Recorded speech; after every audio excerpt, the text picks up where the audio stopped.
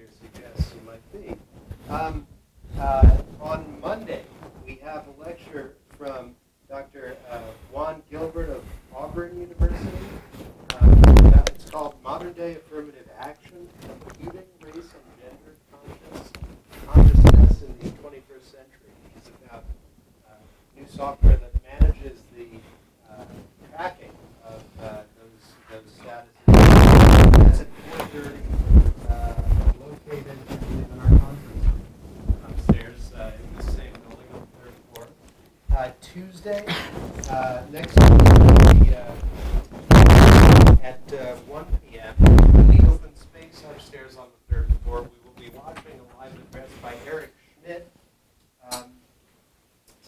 class of 76, the CEO of Google, who will be talking about transparency in politics and technology that can enable it. You may be familiar also to many of you as a member of the Obama transition team. On Thursday, we will be having a live forum, as usual, at 1:30 with Tim Lee, who's conveniently seated right here in the front of the room, about the future of driving and autonomous vehicles. And finally, a week from today, Thursday afternoon at 1:30, here, we'll be having a lecture by Phil Weiser, who's a law professor at Colorado, who will be talking about the question, what should the FCC do about net neutrality? And lastly, I'll just say we're passing around a sign-up sheet for anyone who would like to get emails about our events. And actually, lastly, I'll say that when this lecture and the Q&A are over, there'll be a brief reception upstairs on the floor, to which you're all warmly invited. And any undergraduates in the audience who would like to are also welcome to join us for a dinner after the reception in the Maddie College private dining room. I'll be able to swipe you through to that. So that's everything to be said about what else is happening. But what about what's actually happening? And what brought you here? It has been a real pleasure this afternoon to be able to get to learn from Ethan Zuckerman, who is a research fellow? I'm sort of a permanent research fellow, sure, yeah. A fixture, a pillar of the institution, in fact, at the Berkman Center and at Harvard, the Berkman Center for Internet and Society, which is a leading place for the kind of technology that we do, and really an inspiration to, I think, many in the field, and certainly to architects of institutions in the field. And Ethan really created the Global Voices network of citizen media in the developing world, and has done phenomenal things in using it to all kinds of great results. And looking forward to the talk. Thanks. Thank you for joining us. Thanks very much for having me, and thanks everyone for coming. I'm thrilled already because I gave a talk at the New School in New York City yesterday, and did not have nearly as many folks in the audience, and I'm convinced that this is either a function of free food or of really good posters. So I'm going to give that feedback to the New School and hope that they can work on both sides of it. What I want to talk about today is not necessarily sort of front and center to what my research is on. What I research, generally speaking, is how people in the developing world use blogs to communicate. But sort of an epiphenomenon of that is what happens when the people that I work with end up arrested, which happens fairly often. And in fact, I would generally say people who hang out with me a lot, in general, have a high degree of arrest chance, and we'll talk about that going forward. And that sort of gets into these questions about digital activism, free speech online, and we're going to end up talking through a lot of those issues today. Before we really get into this, we have to talk about how the net works. And of course, I realize that this is a highly technically sophisticated crowd, but I did want to draw some critical distinctions between Web 1.0 and Web 2.0. Web 1.0, as we all know, was created at CERN, Tim Berners-Lee. The idea was to allow physicists to share research papers across international boundaries, all sorts of international communication. Web 2.0, as we all know, was created somewhere around the year 2000. by various different firms who realized that what the most powerful use of the web was putting up cute photographs of cats. And what's interesting about this is that we've seen an entire industry sort of emerge based really around this sort of banal idea that everybody should be able to create content, everybody should be able to share content. It may not be universally exciting, it may not be quite as inspiring as some of the physics work here, but it's going to be interesting to some sort of audience, whether that's just your family or friends, whether that's a large group of people around the world, but you're going to create it, you're going to control it, you're going to end up being the driving force behind it. I've had sort of a front row seat for this because, first of all, I should make it very, very clear. I'm sort of profoundly not an academic. I sort of snuck my way through undergrad education and then promptly went off and got a job as fast as I could and became a professional working geek. And the geek work that I started doing was with a group called Tripod. Tripod is probably too old for any of you guys here to remember it, but it was sort of a proto-blogging site. And what happened with Tripod was we thought we were going to provide very practical information for students to go out in the world and get mutual funds and an apartment and a job, and you were going to go and get your life together. And it turned out that no one gave a damn about any of that. What they really wanted to do was use our free homepage hosting service. And they wanted to use our free homepage hosting service for a couple of reasons, and one of them was to post pictures of cute cats.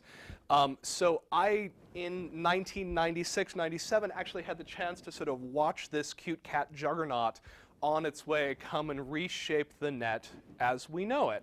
And a couple of observations that I want to give you from that sort of time and from sort of the age of participatory media. The first thing is that if you create participatory media, a certain thing is going to emerge within these systems. And one of the things that's actually very useful about pornography emerging in these systems is it tells you that your system works. If you've built a participatory media system and you do not get any porn, you probably have a broken system. But I want to suggest that there's actually a much harder test, which suggests that your system actually has practical uses, and that test is activist uses. So this is a website that was a major thorn in my side when I used to administer tripod.com. This is a website that was used by the Malaysian political opposition. So Malaysia, in the late 1990s, decided that they were going to take the internet very seriously. And they decided that they were going to build digital Malaysia, cyber Malaysia. So they invested in high-speed internet access, and they started building technology parks, and at the same time, they had a rather ferocious political crackdown. And the crackdown, bizarrely enough, was on the vice president of the country, a guy named Anwar Ibrahim. And Anwar Ibrahim was leading a movement called Reformasi, and he basically believed that there needed to be a more liberal interpretation of Islam, more separation between church and state, lots of political reform. This made the guy in power very, very, very, very unhappy. And so he started throwing trumped-up charges against Anwar Ibrahim. Anwar Ibrahim found himself accused of sodomy. Sodomy is a really big deal in a conservative Muslim nation. He found himself in prison, and his movement found themselves the underground. And as the underground, they couldn't publish newspapers, they didn't have a radio station, but they had a whole lot of pages on Tripod because they'd put in this wonderful high-speed internet access, and so people found this was a platform that they could use to publish online. Now, let me give you the flip side of this. I'm sitting at Tripod, I'm in Williamstown, Massachusetts, home of Williams College, trying to figure out why, after the US and Canada, my number 3 country for signups for new members is Malaysia. And I can't figure it out at all, but we decide this is cool, we're going to run with it. We decide to go ahead and sponsor the Malaysian Olympic team in the 1996 Olympics. We give $1,000. We sponsor the Malaysian Olympic men's pairs badminton team. They take the silver, thank you very much. But we're still trying to figure out what the heck is going on. And finally, I print out a whole sheaf of pages, most of which are not in this. They're in Malay. And I walk over to the political science department and hand them to someone's desk and say, what the hell are we hosting here? And the political scientists sort of look it over and then explain to me the whole opposition movement. The end of the story, by the way, is I have lately been working with a guy named Jeff Uy, who is one of the first Malaysian parliamentarians to get elected based on his blog. He's one of the best bloggers in the world. He runs a blog called Screenshots. I ran into Jeff a couple of years ago for the first time at a conference. I introduced myself in the bathroom, as it turns out. Jeff, I'm the CTO, former CTO of Tripod. The man while washing his hands, turns and throws his arms around me. I still have handprints on my back. So the point is, if you're building really effective social media tools, one of the things you should expect is that people who need to find a platform to speak are going to find a way to use your tools. So if you're building social media tools, you know, first of all, if there's no pornography, it's just not working. The system you've built is failing. But if you don't see activists finding some way to do something interesting on your tool, you're probably not building something at a very high level of usability. If it's a true, open, participatory, generative tool, one of the better indications that you've built something really interesting and really powerful is that you start seeing activist users coming off of it. And I would argue that you see this sort of across the board with a wide range of Web 2.0 tools that are capable of being platforms. You see lots and lots of truly banal, stupid uses for these things. And not stupid, like stupid, funny uses. But you also see in some cases really interesting and really profound uses for it. So I want to walk you through a couple of these uses and then sort of talk about why I think it's actually a really good thing when activists use banal tools. So first of all, I want to show you this video.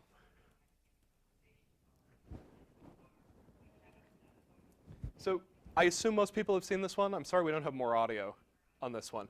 This is a video that was really, really popular early 2007. It was going to revolutionize politics as we know it. It's an unnamed Obama interactive team member making a video which is really nastily anti-Hillary Clinton. It turns Hillary Clinton into Big Brother. It remixes the famous Apple 1984 commercial. The absolute pinnacle of American creativity in figuring out how to use digital video. A friend of mine is a major political commentator, looks at this and says, 2007 is going to be the generation, the year of user-generated swift voting. We're going to see political speech creatively put online through tools like this. And people within the political blogosphere had tons of fun sort of talking about this. This is really new. This is really cool. Phil DeVellis has done something sort of amazing here. It shows up in the New York Times. People are really psyched about it.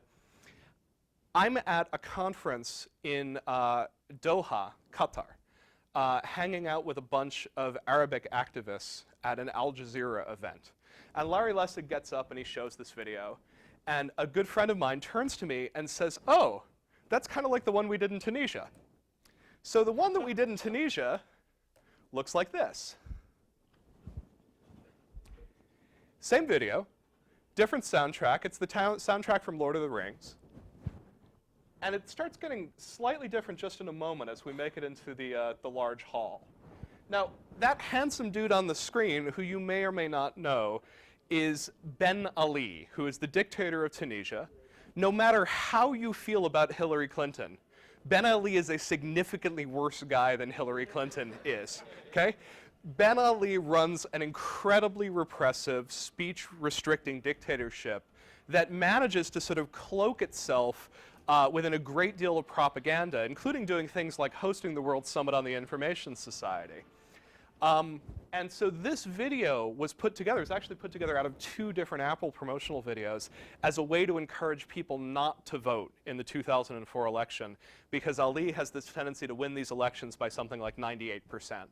And so what the opposition said was, look, we can't run our own candidate, we can't fairly oppose this, just boycott the damn election. And you know, eventually we're going to find a way to break away out of this society. And these videos do very, very well. Not only do they get distributed on YouTube, on Dailymotion, they actually in some cases are so good and so provocative that people burn DVDs of them and they sell them illegally in the markets. In the same way that you sell pirated Hollywood films, you can like get the collected works of Astrubal, who's a Tunisian human rights activist. So this is a bad, bad dude. And this is a bad dude who is extremely effective in propaganda wars. And the thing that really pissed off many of my Tunisian friends is the fact that they managed to host this enormous international event in Tunisia, the World Summit on the Information Society. It went off fairly well.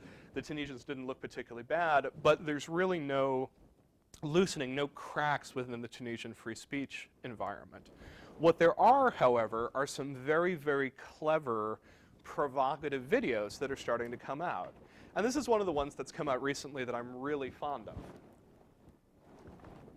What you have to know about this video, because you probably don't know that much about Tunisia, is that Ben Ali famously doesn't leave home.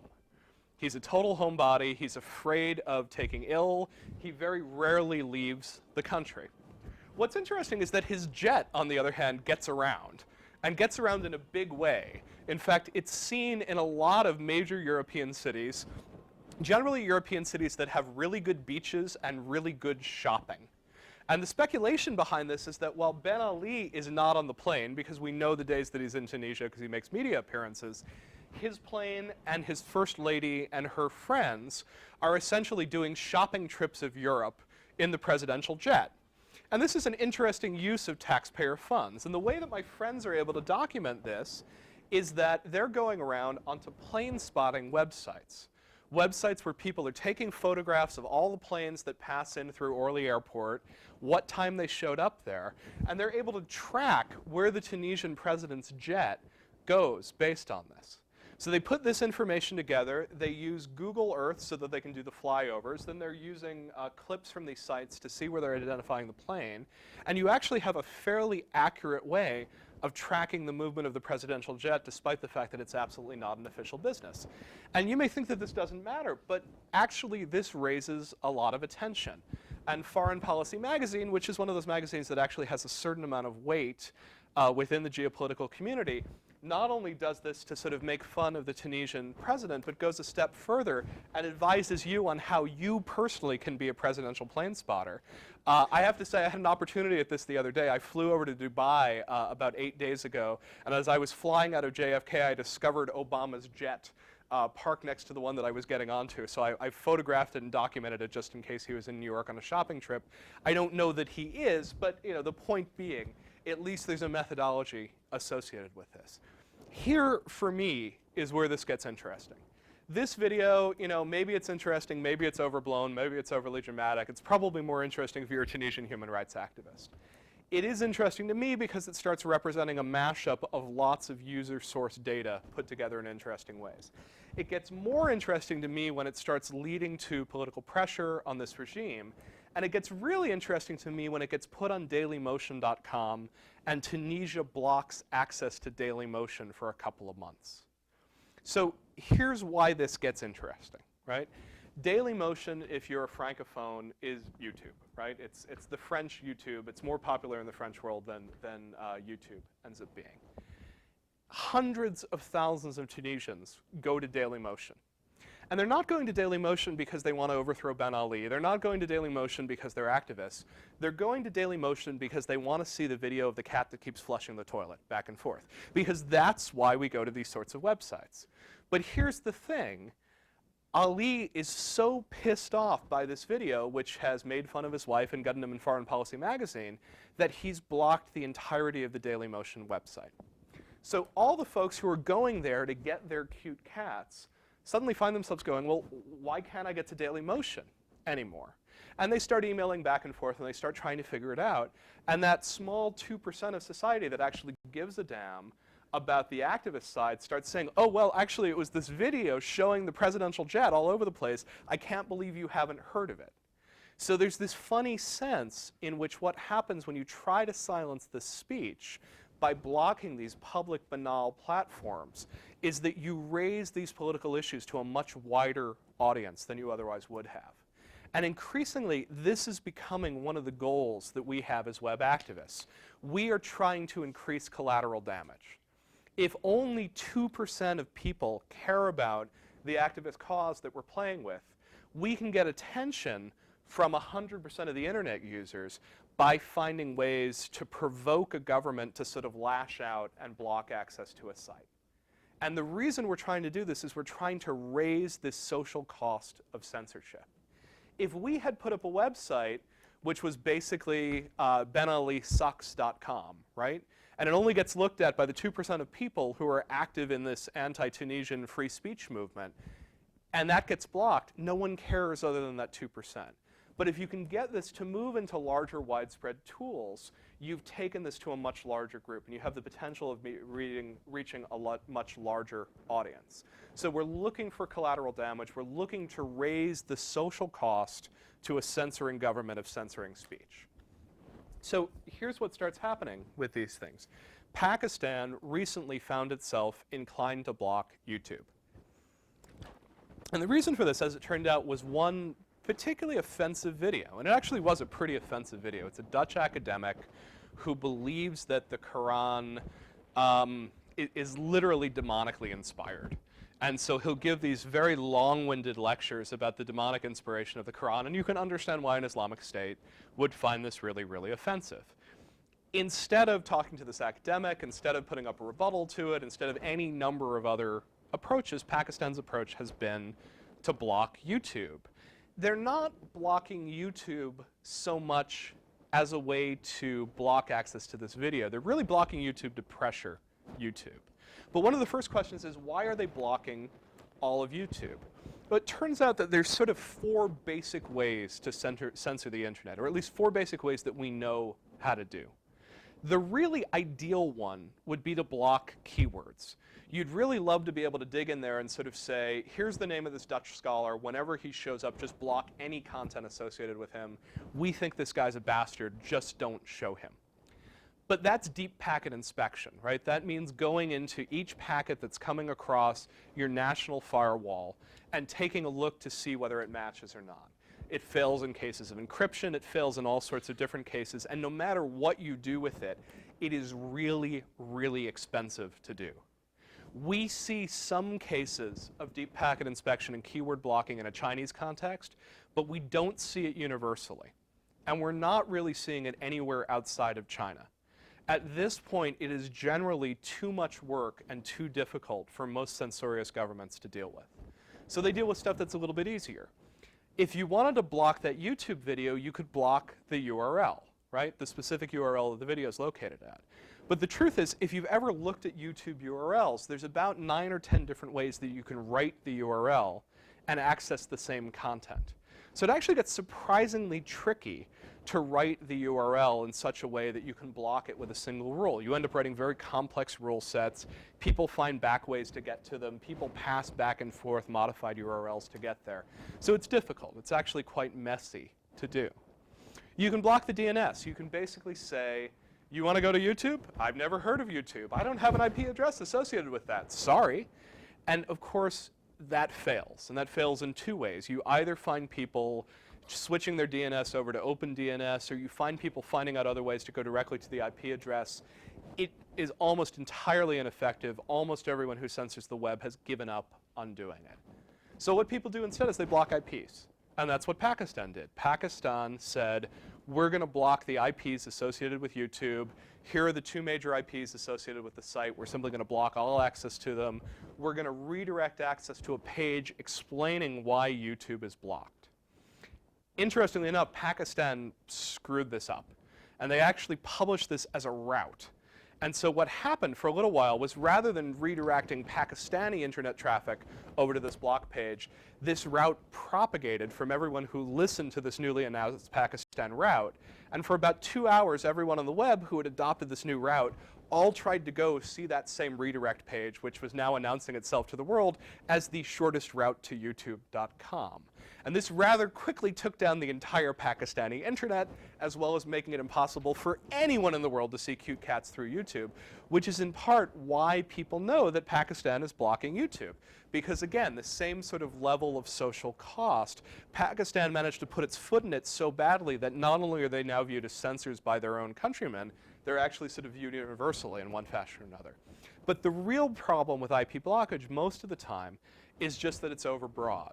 There's one thing that you're trying to block on YouTube in Pakistan, and you end up blocking the whole thing because the rest of these techniques turn out to be fairly difficult to implement at a national level. Now, I'm sure a lot of you here can sort of think about this and come up with better techniques for how people should block better. And I'll tell you, my friends over at Google often spend time sitting down and talking with repressive governments about, here's how to censor us better. And the reason for it is that if you're Google, it sucks to have YouTube blocked in Pakistan. That's a whole lot of people looking at a whole lot of cats, and that's a whole lot of ad impressions. And so what happens most of the time is that rather than convincing the Pakistanis to up their quality of censorship, instead Google backs down. And this is what happened with that video. That video was removed from YouTube within about a day. And the interesting question on all of this is I don't really know whether that video should or should not have been removed. It was removed probably for copyright violations. That's usually what this pink screen means. It's possible that, in fact, it was a TV broadcast of this interview with this inflammatory Dutch academic, and they decided on copyright grounds that it should come down. But it does seem a little peculiar, and I have a hard time reading this situation as anything other than Pakistan called YouTube's bluff and said, unless you're going to take this video down, we're going to block you in our country. They did. They did it effectively. They proved willing to pay that social cost. And to a certain extent, YouTube backed down and took down the video, which suggests that while smart activists are trying to raise this price of censorship for governments, we're trying to bring up that social cost, smart governments are trying to figure out how to raise that price for Web 2.0 companies. And what governments would really like to do is be able to pressure companies so that they can just call them up and say, hey, we've got a problem with these 2 or 3 videos. They're really going to cause social strife in our country. We'd like you just to keep this quiet, but if you could just on the down low get rid of those, that would make us really happy. And I would love for Google to sort of stand up and say that wasn't the case on this one, but I've given them the opportunity to do so, and I haven't gotten a good response that convinces me that that is not what happened in the circumstance. So here's the thing. We are in the midst of an increasing censorship trend. My colleagues over at Berkman are part of a group called the Open Net Initiative. Open Net Initiative measures who's censoring what on the internet. And we do this by essentially either visiting countries and trying to surf sites that we believe are likely to be blocked, or by using proxies within countries, going in through those proxies and then testing sites. When we started doing this work about 5 years ago, there were 4 countries that we knew of that regularly censored the internet. We're now monitoring more than 50. And that number is increasing regularly. And some countries only block a very few things. Interestingly enough, France and Germany aren't listed up there. France and Germany both block Nazi and neo-Nazi content. The US has DMCA takedown notices and makes it inaccessible to access certain content. These are countries that block a substantial amount of content. And this map is sort of big and it's growing, and you can see the sort of big baddies there like Iran and China and Syria.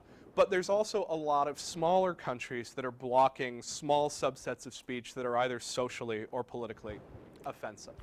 What I actually care about and what I end up working on are people who are blocking Web 2.0 platforms. And I would draw sort of a categorical distinction here. It's one sort of problem for me if the United Arab Emirates, where I was just hanging out this week, wants to block Playboy.com. This is a conservative Muslim state. They've got laws on the books that essentially say that pornography is illegal. They search your bag to look for porn on your way into the country. I understand why they're going to block Playboy.com. It's a bigger problem for me that they're blocking Flickr.com. And the reason it's a bigger problem for me is that Flickr is a generative tool. You can use it to publish your own content. You can use it to share ideas. You can use it to critique the government. Once you start blocking these tools of generativity, once you start blocking these read-write tools, you are systematically restricting political speech within a country. And I find this troublesome, and I think that as we try to figure out how to fight censorship, we need to have a special strategy for these tools that allow people to raise their voices and to speak up. This is a project that we do at Global Voices. One of the things we do at Global Voices is try to monitor who's censoring what tools, who's blocking what tools. And we do this at a site, advocacy.globalvoicesonline.org. It's run by a friend of mine who is part of that Tunisian video collective that started those videos that we showed early on, who's now based in the Netherlands and who runs this. And we have a map that specifically tracks which social media tools are blocked in what country, when, how long for, and what the activist movements are to try to get them unblocked. But this is my nightmare. And this is the map of global press freedom. And this is a map that gets put together by Freedom House, which is a US-based nonprofit, monitors media freedom around the world. If something's in green, there is a almost entirely free press in that country. If it's in yellow, that press is under threat. If it's in purple, that press is not free in some substantial way. My contention is that as the internet becomes more and more important as a space for free expression, anything on this map that isn't green is probably going to end up censored on the web. if we don't find some way to sort of push back against this movement. The logical extension is that if it's illegal in print, we're going to find a way to make it illegal in an online context as well. So I'm trying very, very hard not to end up with a map that looks like this one, but the fact that the map already looks like this one is actually pretty scary and means that we're heading in sort of a bad direction. So here's a more optimistic note about maps. We'll hang out in the Middle East, because that's where I've been hanging out lately. There's Dubai. A little bit up from Dubai is Bahrain. One of the things that I want to point out to you about Bahrain is that it's really, really small. In fact, Qatar is pretty darn small. Bahrain is like, you know, a couple of miles from one side to another. It's got a lot of people crowded onto an island, which basically exists to be an offshore bank for Saudi Arabia. And like a lot of Gulf states, this is a very, very crowded place where a lot of people from other countries, particularly Jordan and Pakistan, are living and working. Land use is a big freaking issue in Bahrain. And Bahrain has been doing crazy stuff like dumping sand into the ocean or garbage into the ocean to reclaim land, to build more land for people to build houses on. So Google Maps was kind of a big deal when it came to Bahrain. And somebody sat down with Google Maps the first day that Google Maps was available and started looking at satellite footage from Bahrain. And one of the big things that they found was that you could see the royal palaces. And you'll note that the royal palaces often have really, really nice lawns. And this is a big sandy island in the middle of the Persian Gulf, right? There's, you know, so you can just get a sense for the water use. But even more than the green associated with it, you can compare the size of this to these villages where you've got tens of thousands of people living. So the major political issue in this country is land use. And suddenly you can see that there are all these private properties owned by public officials, which if they were allocated slightly differently might provide housing space for the tens of thousands of people who need housing, rather than dumping garbage in the ocean to try to build islands. This ticked people off. And the guy who built this put together a 40-slide slide deck. He put it together as a PDF file, and he started sending it around to people. And for a while, this was the most popular topic of conversation in Bahrain. Everybody ended up with like half a dozen copies of this in an email forward. I'm not Bahraini, I don't even work there. I ended up with 6 copies of this as an email forward. The Bahraini government couldn't stop the flow of this for a really simple reason. It was a PDF. You can't just block PDFs. You pretty much shut down commerce, right? We use them for a lot of complicated things. So they did the next best thing. They shut down Google Maps. And then what happened, of course, was the bloggers picked it up. And so this blogger in particular is an amazing loudmouth and managed to start advertising what was in the contents of this document and pointing to other copies of this document. A friend of mine in Egypt made the very stupid mistake of agreeing to host this document on his personal hosting account. And he ended up with a $10,000 hosting bill for a week of hosting it before he finally took it down. So this was the thing. And the more the government tried to crack down on it, the further and further it went out. Then they took down Mahmoud's blog, and then other blogs got up into arms about taking down Mahmoud's blog. It's very hard to find a Bahraini who has not seen this set of maps at this point. So the amazing thing is that we will find ways to route around censorship. It's really, once you've pulled the genie out of the bottle, generally speaking in a digital sense, people are going to find a way to keep spreading that information around in one fashion or another. So here's another instance of the sort of counterproductivity in some cases of censorship. That hairy dude on the left of the screen is my friend Alaa El-Fatah. I mentioned earlier that I have friends who end up spending a lot of time getting arrested. Alaa is one of them, and in a moment you'll sort of understand why. Alaa is probably the most visible open source developer in Egypt. And he runs the sort of blog community that's at the heart of the Egyptian activist movement. And he gets involved with a lot of things like judicial protests. There was a judicial protest about 2 years ago. 700 people got arrested, got thrown into prison. Almost no media attention about it. There's a lot of judicial protests in Egypt. This was not news. But this sort of ended up being news. Allah started blogging from prison. Now, for any of you who are interested in blogging from prison, the first step is to marry a blogger. And I have to say, I did this 10 years ago. It's been very good for me. It's worked out extremely well. I recommend it to all of you. But the reason you want to marry a blogger is that when your lawyer comes and visits you, you have a right under assorted Red Cross charters to have access to paper and pencil. And you can draw your cell, or you can write accounts of what's going on to you. You hand it to your lawyer hands it to your spouse types it up, and presto, you're blogging from prison. So this became really interesting fodder for those of us who were trying to get Allah out of prison, because suddenly we had these accounts from him in prison of what was going on, why he was being held, what it was like. And this helped us gain a great deal of media attention. This blog that people were running, freeallah.com. And by the way, my friends who are likely to end up in prison, I just, after meeting them, register freeyourname.com. It makes things a lot easier nowadays. So I just try to sort of size you up and figure out what the chances are that you're going to end up in trouble at some point in the future, and then consider it flattery if you end up with a freeyourname.com. But this site managed to get attention from CNN, attention from Al Jazeera. All these people who weren't covering this judicial protest suddenly found themselves setting up cameras outside of the prison where this guy was blogging. So they would have been far better off if they just released him the first night, right? No one ever would have known about the protest shoot. There's no good reason to arrest her. I mean, there's still... I mean, these guys were illegally participating in a protest. I mean, this is one of these complicated things, right? Is that we tend to view the world as the legal system works like it does here, or there's no legal system, right? You know, we've got America's strange system where we have tyranny. And the answer is it doesn't actually work that way. Most countries have rule of law. It's that rule of law may be used as a weapon against you. And in this context, they were holding an unlicensed, unscheduled protest. Had they gone off and arrested Manal, it would have been a really big deal. And at that point, since we were all paying attention to it, it probably would have exploded even further.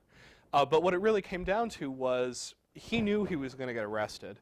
They had some discretion as far as how long to hold him. They probably ended up holding him longer because he was blogging. The funny thing is, what he said to me is that because they were holding me, they ended up thinking I was far more important than I actually am. So he was actually one of the last people released from prison.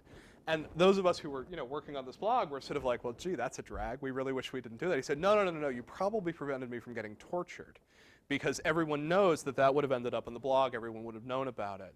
But yeah, it's interesting. I don't think any of us even really thought that his wife was in any danger, as it turned out she wasn't.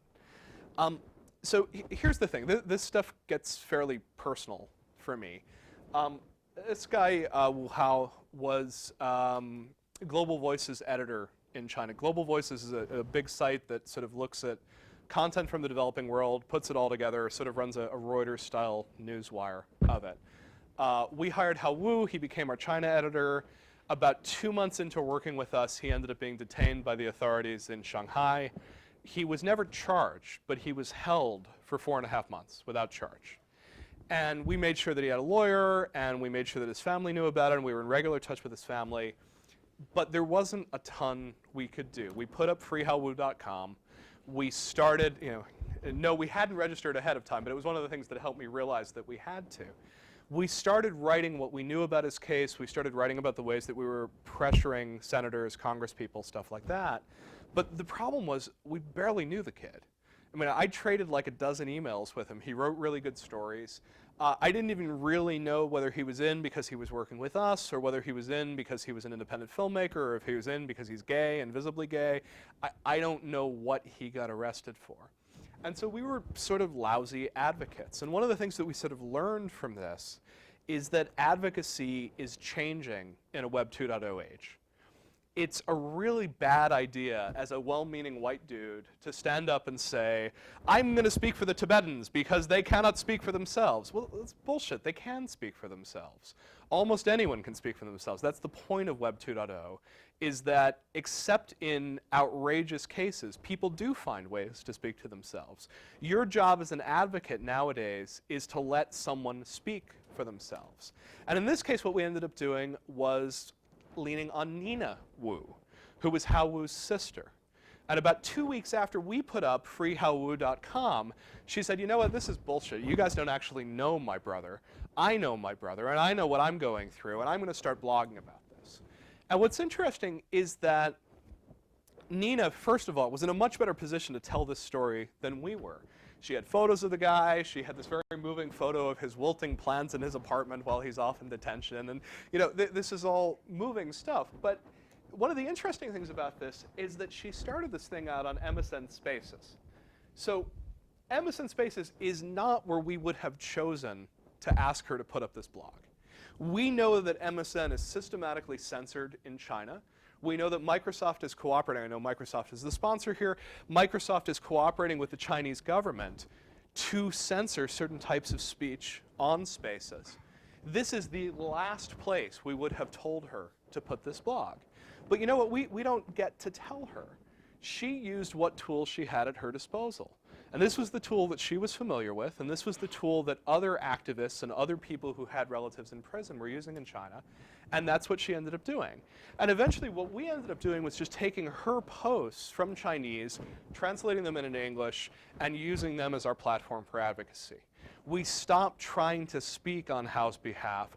We started letting Nina speak on his behalf, and shortly after we started translating her posts, he got released. And I have no idea the causality in all of this, but for me it was this interesting lesson, first of all, about the danger of speaking on behalf rather than amplifying. But second of all, it was also this realization that most activists don't get up in the morning and say, today I'm going to be an activist. Usually what happens is something bad happens in your life, and you start finding yourself caring about an issue that you may not have cared about before. Nina is an investment banker.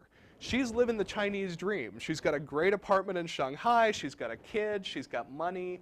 She doesn't anymore, by the way. She lost her job in part because of her blogging, and now she's under surveillance by the government.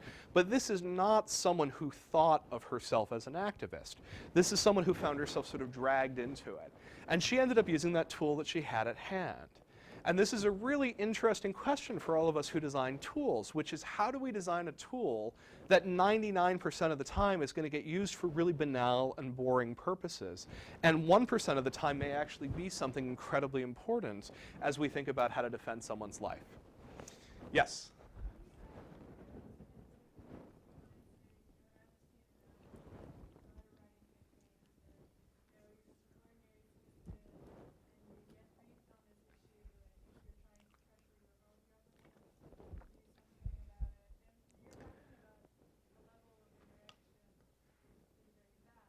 Yep.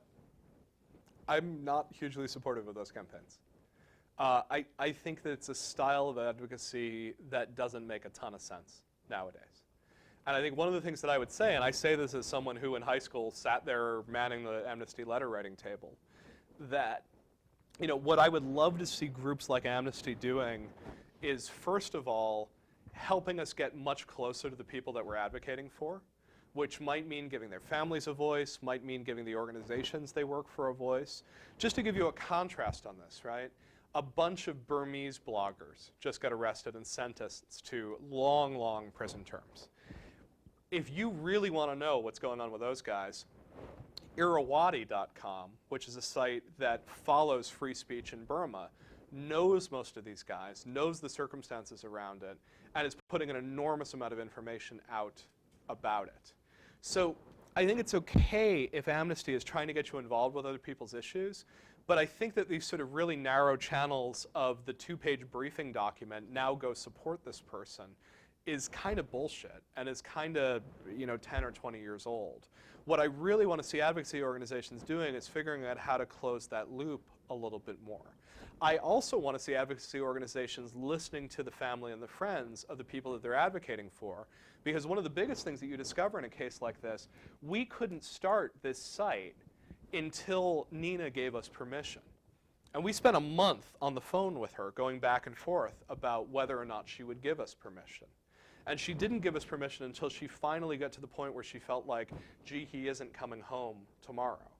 But one of the things that people do is they end up advocating, and sometimes they advocate and get people in trouble instead. So I would love to see the whole advocacy industrial complex, including Amnesty, start rethinking how they're doing this and rethinking it for a Web 2.0 age. So I do think there's a lot of challenges there for people who are in that space. Let me just talk quickly about a couple of other tools and then talk to you about some of the problems that we're sort of facing in this. My friend Allah, who ended up in prison in Egypt before, now has an interesting new technique for staying out of prison. And every time I hang out with this guy, the first thing he does when he sees me is he grabs my laptop and he posts to Twitter. And the reason that he posts to Twitter is that if he doesn't post to Twitter for about 48 hours, people generally put up freeallah.com again. So the theory is it's sort of, the suicide switch, right? Like if we've lost contact with the dude, then we know he's probably in trouble and we're going to put up the alarm again. And one of the really interesting things is that when he gets questioned by the police, and he does fairly often, you will always see on the Twitter feed going in to talk with police. And then when he gets out of the questioning, he lets us know, and that's how we know that he hasn't ended up in prison. And it's just a nice, lightweight use. It may be the only practical use out there that I've ever seen for Twitter. One of the more interesting things that's come out of this was also in an Egyptian context. This guy, Malik Mustafa, was about to be taken in for questioning by Egyptian authorities. Allah and others twittered and said, hey, they're coming for Malik. He's on such and such street. About 100 activists came out to see what was going on and ended up accidentally blocking the street. And the police car couldn't get out. And the police at that point had to make a decision. Were they going to call in dozens of backup and try to clear these hundreds of activists out of the street? Or were they just going to let the kid go? And they ended up letting the kid go. How did they know? They suddenly ended up surrounded in one fashion or another. They weren't aware that it was Twitter. They simply had lots of kafaya activists shouting, let Malik go, let Malik go. Right, but prior to that, how did anyone know to warn them that the police were coming for this person? Allah was over having lunch with the guy. And the police came in and said, we want to take you in for some questioning, at which point Allah went on Twitter and said, they've come for Malik. Oh, they were there before the activists arrived. Yeah. Twitter was what rolled out the activists. So it's like they're here right now. Yeah. And it turned out that people were able to get down there very, very quickly. And as the story goes, or as I've gotten it from my Egyptian friends, we're able to get enough bodies between the car and the street that they ended up letting him go. Interesting question about the ability to do social organization, but also interesting to sort of think about this distributed coordination. The truth is the story has now gotten told so many times that now the Egyptian police are now quite sensitive towards people sending text messages when they're going in for arrest, and now they take your mobile phone before they do anything else. But it was a nice trick while we had it. Where Twitter's actually proving much more helpful nowadays is sort of micro-reporting. So people who were on the streets of Belgrade right after Kosovo independence, people who were hanging out in Eldoret in Kenya shortly after the Kenyan government crisis happened around about a Boxing Day of last year. These suddenly become really interesting lightweight reporting tools. And they're interesting and important because they're so pervasive. We tend to think that this is the device that you're going to use as an activist tool, and in this country it probably is, the laptop. But in the rest of the world, you've got a much, much higher chance of having a mobile phone rather than having a laptop. And particularly in a context like sub-Saharan Africa, where there's probably a few million computers, but there's 100 million mobile phones, you start finding yourself building systems like this one. Now this is Ushahidi, which is a project that I advise. This is a distributed reporting project for crises. And this got built in about 4 days by 5 Kenyan activists in the wake of the Kenyan electoral crisis. So we had a disputed election. It got nasty really quickly. You started having violent protests in some of the big cities, and particularly in the Rift Valley. And it wasn't being particularly well covered by the media. So what my friends decided to do was build a system where you could send a text message to the short code 6007 and say, hey, they just burned down Sam's Bakery in Eldoret. And that goes into the system, and they say, okay, we've got a report of a burned building, Sam's Bakery, this address, Eldoret. They then start looking for cross-checks of this. They're looking for someone to send in a photo or a video. They're looking for a mainstream media report that's going to confirm it. But one way or another, they're trying to take inputs from hundreds of citizens around the country, publishing this number very widely. And what they're able to do is build maps of incidents that's sort of spread out over time. And what's pretty interesting about this is that you can follow the timeline and you can watch how different violent incidents end up sort of spreading through the country. And you end up with an index of a database, some of which end up having images and videos associated with it of what's gone on. And this is a system that can work extremely well for people who aren't in a position to go start a blog because something bad has happened in their country, but might want to make sure that they document what's happened in their specific community. And it's a way to try to do it within a system that makes a lot of sense for people within the developing world. What's interesting to me about this was that this required very, very little development. This required about 4 days of development time because the hard part of it is all the Google Maps stuff. It's basically a very simple database. Someone's taking in the entry that comes in over their mobile phone. They've got the info coming in, they're doing the cross-checking, and then they're throwing it up on the map. And it's interesting, it's highly centralized. If Google decides that they're not going to provide this functionality, it's very, very hard to do in the future. But so far it's been successful enough that they've taken this idea out of Kenya. They've been using it in South Africa to map xenophobic violence. They're starting to use it right now in the Democratic Republic of Congo to do the same sort of crisis reporting. So, and in some ways, this is actually inspired by the Tunisian prison map. And this was one of the first things that showed people just how powerful mashups were going to end up being as a force for political activism.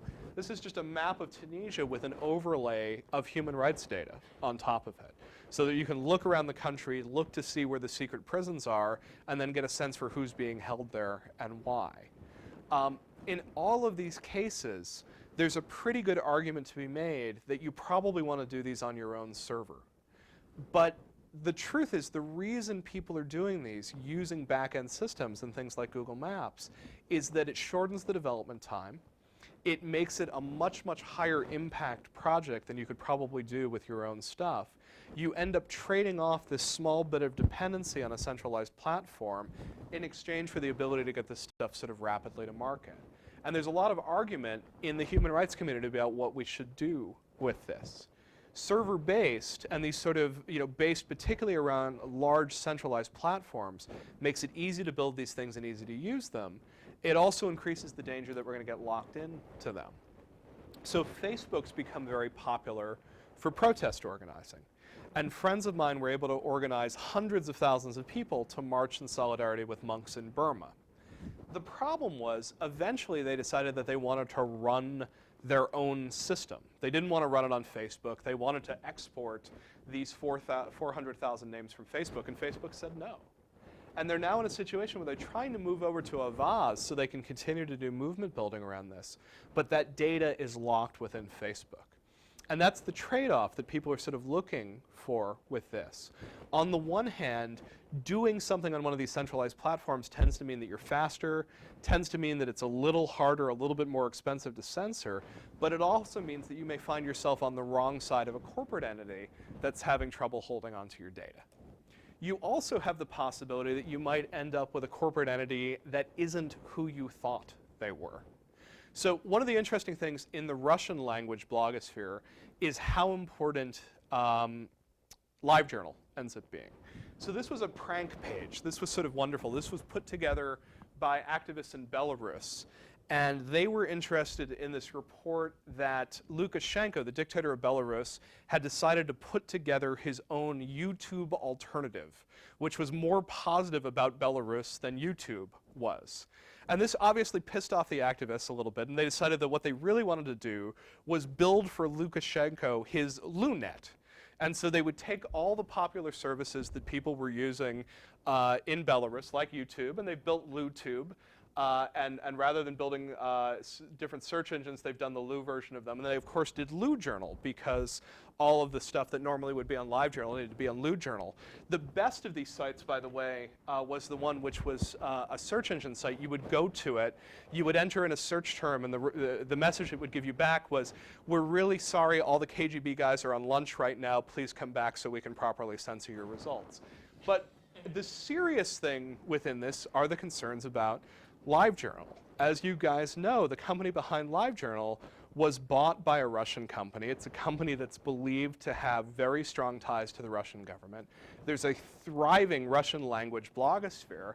And shortly after the purchase, you started seeing cat macros that looked something along these lines, essentially implying, are we going to end up in a situation where LiveJournal becomes the censor and starts baking censorship within these tools? This goes better if you do this in sort of a fake Russian accent. In Soviet Russia, terms of service violate you.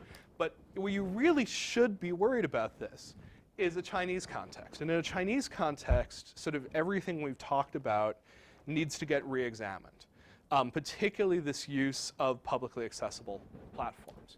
So Web 2.0 turns out actually to be phenomenally popular in China. It just looks a little different. And if you think that there's a Web 2.0 explosion in the US, you have no idea how big the Web 2.0 explosion is in China. There's a neat parallel, almost tool to tool for everything, but there's actually often much more competition within the space.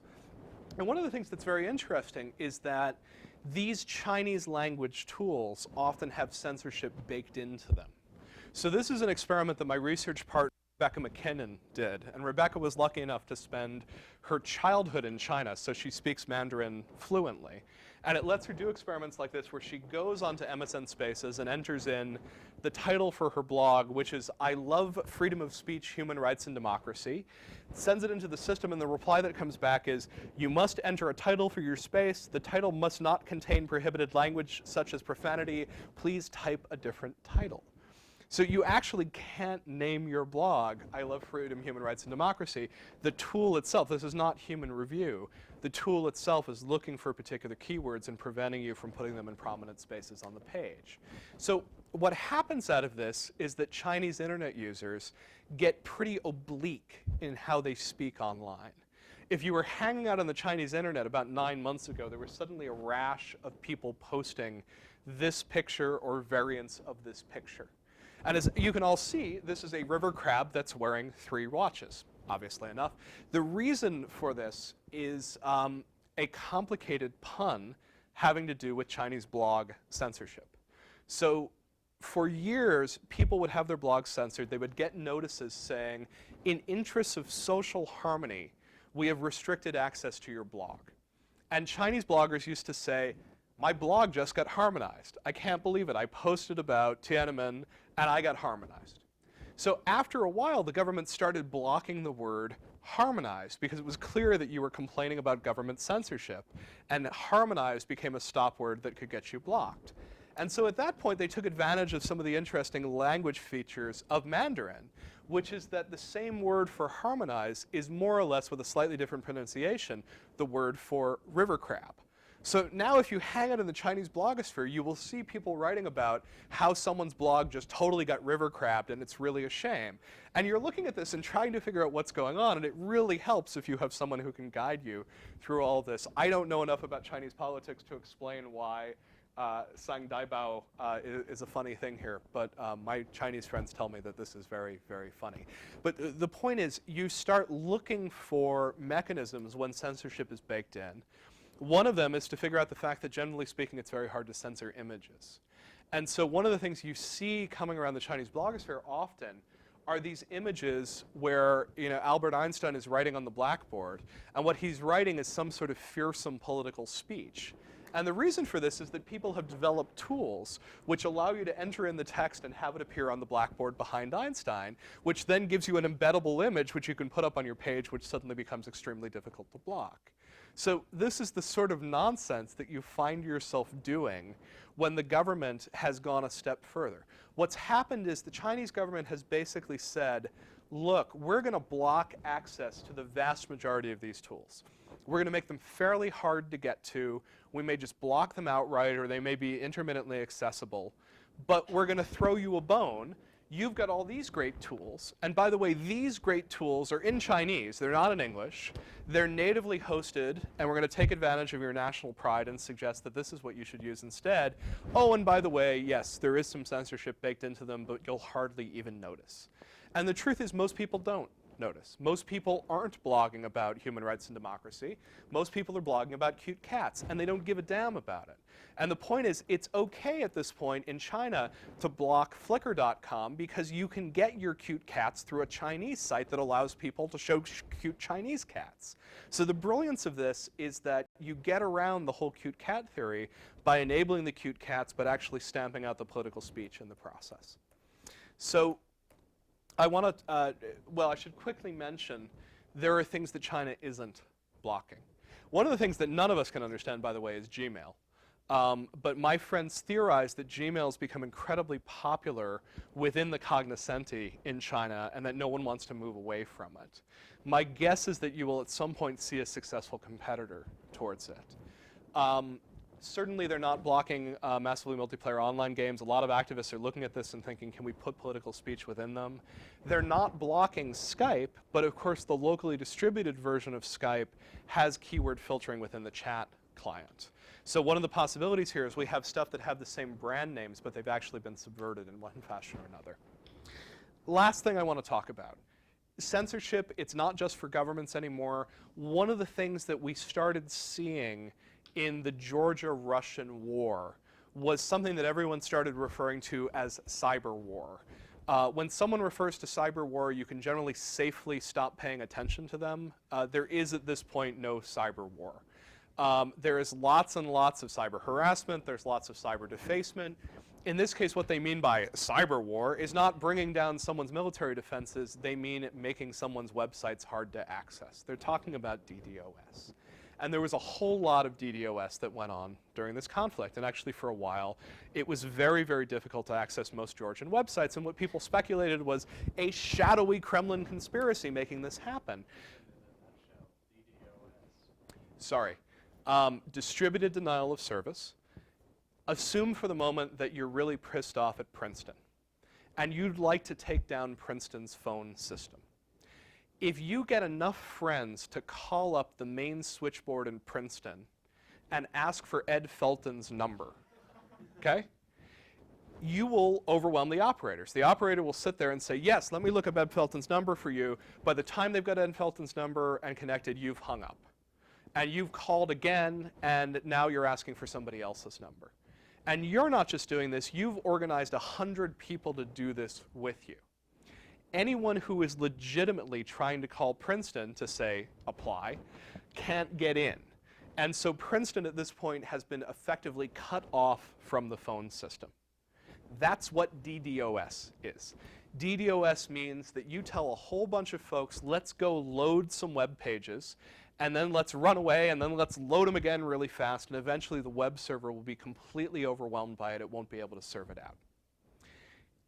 It's possible that these sorts of attacks are taking place from armies of zombie computers, people's computers that have been compromised, that are being run by shadowy Russian hackers. There's another possibility which is pretty interesting. And my friend Evgeny Morozov, who's a Belarusian tech journalist, went onto the Russian language blogosphere and said, hey, I'd love to help take down those damn Georgians. Now, he's actually pro-Georgian, but he was trying to get a story out of this. And he quickly found himself on a website that handed him this little snippet of HTML. And this little snippet of HTML, if you save it in a file and you open it in your browser, will every few seconds try to open a different Georgian website in a new window, and then pause an arbitrary fraction of a second, and then open another one.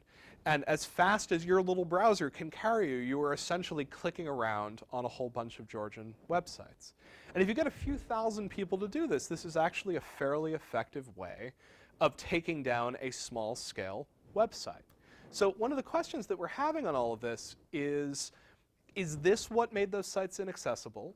Or is it large, organized hacker groups like Russian Business Network renting out zombie bots to do it?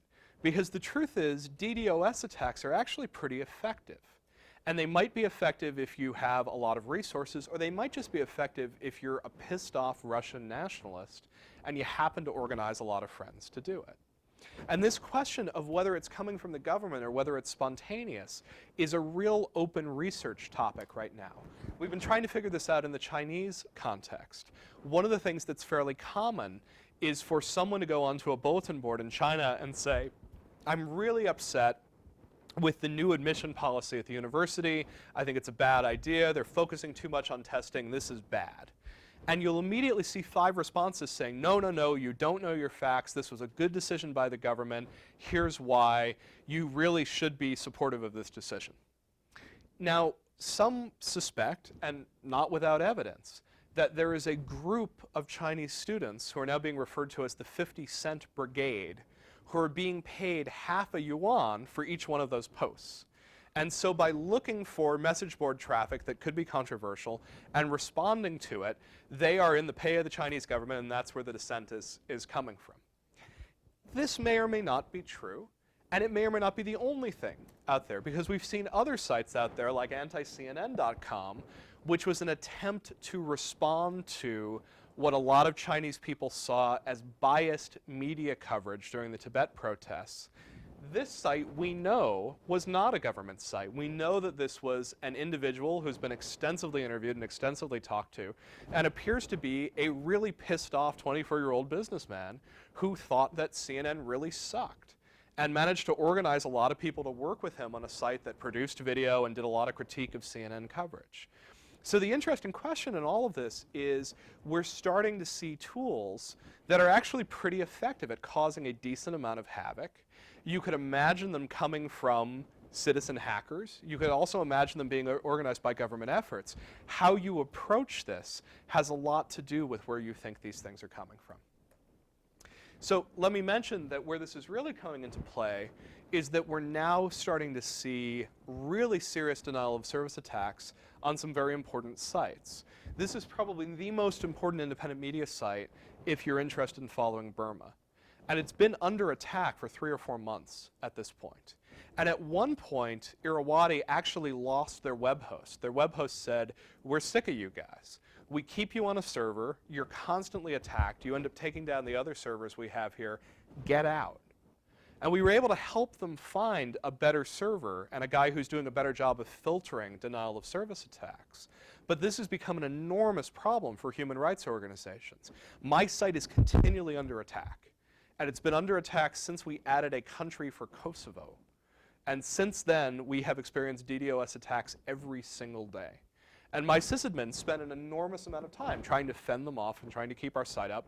And generally speaking, we're able to do it. But we have a hosting provider who has a very good sense of humor, and these guys didn't. And one of the things that we're starting to advise activists who undergo DDoS is that you may have to start hosting with someone like Blogger. Because no matter how pissed off you are, you're not going to launch a denial of service attack against Google. You're not going to take them down. So this may be another one of these cases where finding a way to use these really banal common platforms rather than the custom ones is the way to go. Let me offer one last thought, and then I promise I'll shut up. We spend a lot of time talking to the developing world community about this. One of the things we've been trying to figure out is whether cat macros have caught on in other countries. And so I sent an email out to my team, and I've got people in 120 countries, and said, go look at Icon Has Cheeseburger. Has this become popular in your country? And everyone sort of came back and said, no, interesting enough, in Egypt we like humor, and we also like cats, but we have not thought about putting captions on cute cats. This is very strange. So some of us are now trying to work on this and sort of figure out whether we can in fact export this into different environments. We're looking to see whether we can introduce them outside of their native environment. I really do think cute cat theory is probably central to how we think about protecting speech on the internet. And I want to remind everybody that censorship is in fact the sincerest form of flattery. And I thank you for your attention. Thank you very much.